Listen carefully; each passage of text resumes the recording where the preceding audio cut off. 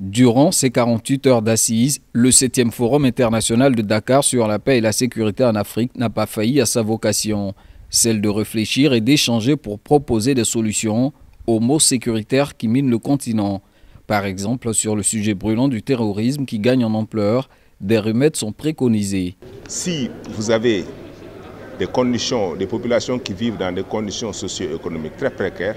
vous générez de l'insécurité. Donc, la première condition, c'est qu'il faut que les États africains soient en mesure d'avoir des forces de défense et de sécurité crédibles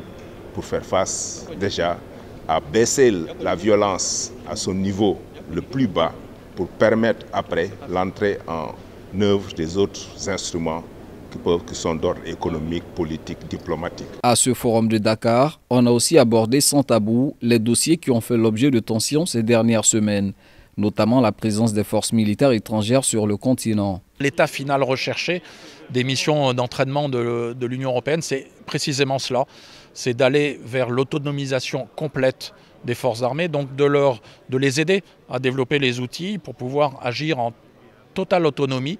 vis-à-vis des problèmes sécuritaires auxquels ils sont confrontés pour apporter eux également leur pierre à l'édifice étatique. Cet objectif d'autonomisation des forces militaires africaines ne se fera pas sans moyens financiers, un défi rendu complexe par la survenue de la pandémie de la Covid-19 qui a largement dominé les débats à ce forum. Pour une relance économique rapide, les participants au forum de Dakar plaident pour relever de 33 à 100 milliards de dollars la part de droits de tirage spéciaux promise par le Fonds monétaire international aux États africains.